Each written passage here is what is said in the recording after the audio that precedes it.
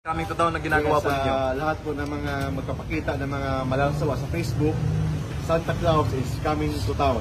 So, Angelique Kang at AJ Revol at ang iba pang mga bold star ng Viva Max nahaharap ngayon sa parusang pagkakakulong ng hanggang 20 years dahil dito.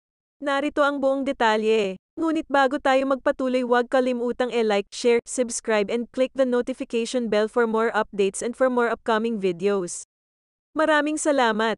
Kinasuhan na ng grupong kapisanan ng social media broadcaster ng Pilipinas ang bold star ng Viva Max na si Angelique Kang at iba pang mga sexy star ng Viva Max, kasama na rito ang controversial na si AJ Revol. Sinampahan sila sa kasong paglabag sa violation of Article 201 of the Revised Penal Code in relation to Cybercrime Law, Republic Act 11075 nitong October 10, 2023. Nagtungo ang grupo ng kapisanan ng social media broadcaster ng Pilipinas sa pangunguna ni Attorney Mark Tolentino sa Prosecutor's Office sa Pasay City upang pormal na maghain ng kaso laban sa bold star ng Viva Max na si Angelique Kang dahil sa pagpapakita raw nito ng mga kalaswan sa social media.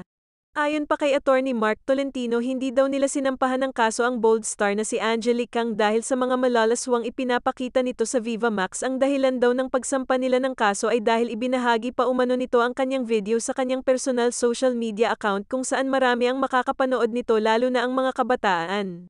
Kaming totoo na ginagawa po ninyo. Lahat po ng mga magpapakita ng mga malansawa sa Facebook, Santa Claus is coming to town. So ito yung ginagawa natin. Pinaninindigan ng kapisanan ng mga social media broadcasters that we are the watchdog sa cyberspace ng Pilipinas. So hindi lang tayo nagpahin nung kumakain ng ice cream, nung nagpapakita ng sex toy, but also we file also sa mga sexy actress ng Viva Max. But actually, hindi natin final dahil sa Viva Max application, but pinost nila sa personal verified Facebook page nila. Ang una natin pinailan si Miss Angelique Kang. Dagdag pa kay Attorney Mark Tolentino, 6 counts raw na kaso na cybercrime ang isinampa nila laban sa mga sexy star ng Viva Max, kung saan bawat isang count raw nito ay nahaharap sa 20 years na pagkakakulong at may multang 200,000 pesos kada isang count. Kawawa naman, ginawa lang naman nila ang trabaho nila. Bakit hindi mismo kasuhan nyo ang nag-udyok sa kanila niya na nagpagawa sa kanila? Bakit yan pa kasi ang pelikula na pinagaganap nyo? Tama lang yan, kaya ang dami blip dahil sa mga malalaswan yung gawain. Dapat din sana malowa na rin ang Viva Max.